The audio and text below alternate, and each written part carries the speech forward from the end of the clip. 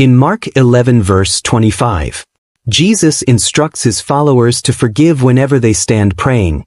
Daniel and Maria lived in a picturesque village, surrounded by rolling hills and lush green landscapes.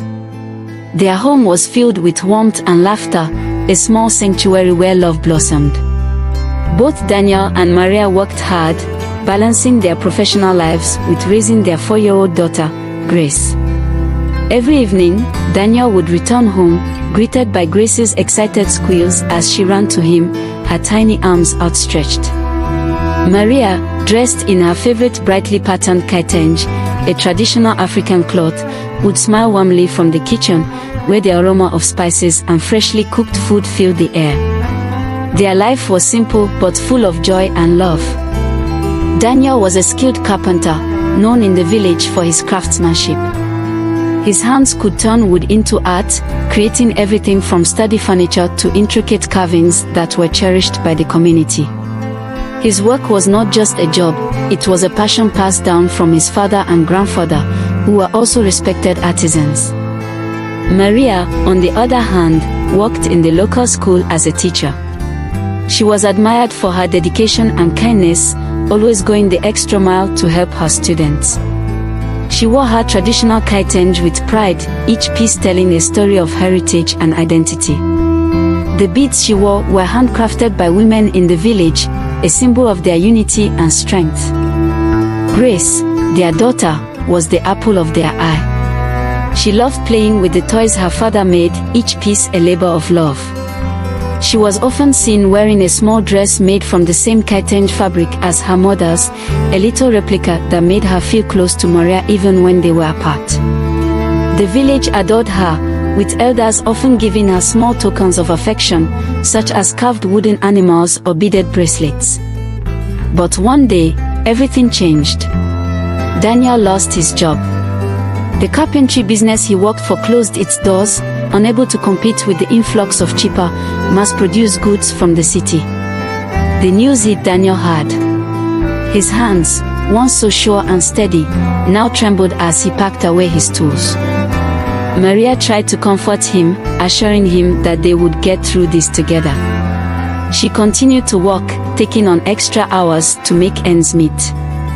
But as the days turned into weeks, the pressure began to mount. Daniel, once the provider, found himself at home, taking care of Grace and doing the household chores. At first, it seemed manageable. Daniel threw himself into his new role, cooking, cleaning, and ensuring that Grace was well taken care of. He even found some comfort in the routine, the familiar tasks grounding him as he tried to figure out his next move. However, as time went on, the dynamic between Daniel and Maria began to shift. Maria, now the sole breadwinner, started to see herself as the head of the household. The respect that had once been the foundation of their relationship began to erode, replaced by frustration and resentment. Maria would return home exhausted, her once warm greetings now replaced with curt nods and silence. Daniel, who once took pride in his work, now felt emasculated, his confidence waning with each passing day. The vibrant home they had once shared became a battleground, with small disagreements escalating into heated arguments.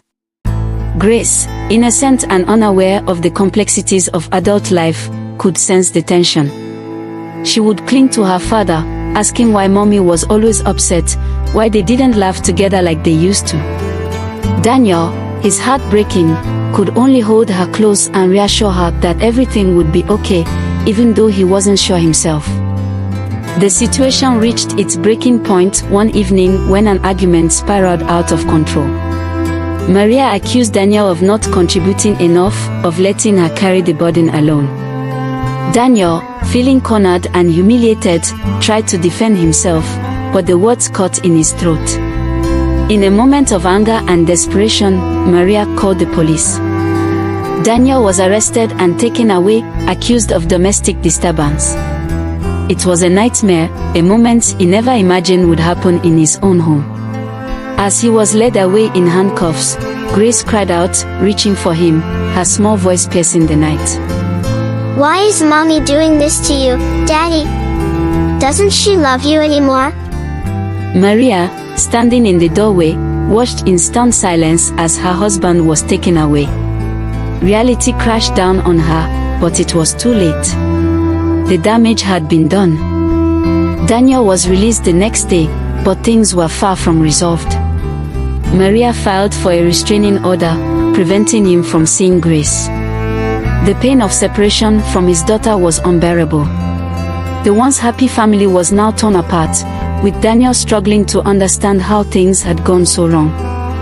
With nowhere to go, Daniel found himself living in a small, run-down apartment on the outskirts of the village. The walls were bare, the furniture sparse, but it was the emptiness inside him that was hardest to bear. He missed Grace's laughter, Maria's smile, and the life they had shared. As the days turned into weeks, Daniel sank into a deep depression. He contemplated ending his life, the thought of never seeing his daughter again too much to bear. One evening, standing on the edge of a cliff overlooking the village, he prepared to take that final step. But just as he was about to let go, he remembered the words of his grandmother, who had always told him, "When the night is darkest, that's when you must have faith." Daniel fell to his knees, tears streaming down his face, and prayed. He prayed for strength, for guidance, and for the courage to keep going. And in that moment, something shifted within him. He realized that giving up was not the answer. He had to live, not just for himself, but for Grace. She needed him, and he could not abandon her, no matter how hopeless things seemed. With renewed determination, Daniel set out to rebuild his life. He found a small job at a local market, working as a laborer. The pay was meager, but it was enough to cover his basic needs. Slowly, he began to regain his confidence, finding solace in the routine of work. Every day, he would walk past the homes of other families, hearing the laughter of children playing, the sounds of life continuing around him. It was painful, a reminder of what he had lost, but it also fueled his resolve. He was determined to prove that he could provide for his daughter, even if it meant starting from scratch. As the months passed, Daniel's reputation as a hard worker grew. He was offered a job at a construction site, where his skills as a carpenter were finally put to use again. The work was physically demanding, but it brought him a sense of fulfillment that he hadn't felt in a long time. With each plank of wood he laid, each nail he hammered, he felt a piece of himself being rebuilt. Daniel's hard work paid off. He was promoted to a supervisor role, his years of experience and expertise finally recognized. With his new position came a better salary, and for the first time in a long time, Daniel allowed himself to dream of a future. He saved every penny, living frugally and focusing on his goal. He wanted to build a home, a place where he and Grace could be together again. It took time, but Daniel was patient, each day bringing him closer to his dream. Finally, after years of toil, Daniel had saved enough to buy a piece of land on the edge of the village. He worked tirelessly, often late into the night, to build a house with his own hands. The house was modest, but it was sturdy and filled with love. It was a symbol of his resilience, a testament to his refusal to give up. Word of Daniel's new home spread through the village, and it wasn't long before Maria heard about it. Her life, once so full of pride and self-assurance, had become a hollow shell. She realized too late that she had let anger and pride destroy her family. She missed Daniel, missed the life they had shared, and she was consumed with guilt for what she had done. Desperate to make amends, Maria reached out to Daniel, but he refused to see her. He was still hurt, the wounds of betrayal too fresh to forgive so easily. Maria tried again and again, but each time, Daniel remained distant, unwilling to let her back into his life. Finally, Maria decided to use the one person she knew Daniel could not resist, Grace. Now 7 years old, Grace had grown into a bright, inquisitive child, her father's spirit shining through her. Maria brought her to the new house, and together, they stood at the door, waiting for Daniel to answer. When Daniel opened the door and saw Grace standing there, his heart nearly burst with emotion. She looked up at him with those same innocent eyes, now filled with questions. Daddy, why don't you come home? Don't you love us anymore? Maria, standing behind Grace, knelt down, tears streaming down her face. Daniel, I'm so sorry for everything. I was wrong, and I've hurt you more than I can ever express.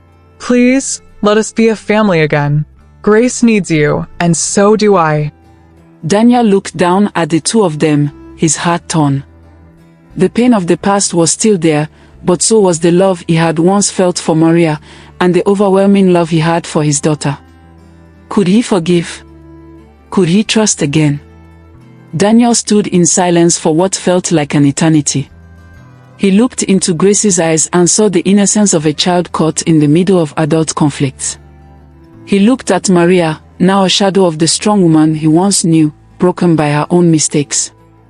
He knew that forgiveness would be difficult, but he also knew that holding onto anger would only hurt Grace in the long run. He took a deep breath and knelt down to embrace Grace. I love you more than anything, to Grace. And that will never change. He then looked up at Maria, who was still on her knees, her face streaked with tears. Maria, he began, his voice trembling. I can't forget what happened, but I can't let Grace grow up without a family. We need to heal, for her sake. Maria nodded, her heart swelling with a mixture of hope and remorse. Thank you, Daniel. I'll do whatever it takes to make things right again. They stood together for the first time in years, a family once more, though the road ahead would be long and uncertain. They knew it wouldn't be easy to rebuild what had been broken, but they were willing to try, for the sake of their daughter and the love they had once shared. From our story, we learn the importance of communication. The shifts in Daniel and Maria's relationship underscore how critical open and honest communication is in any partnership. When they failed to share their feelings and frustrations, misunderstandings grew, leading to conflict. Don't forget to subscribe.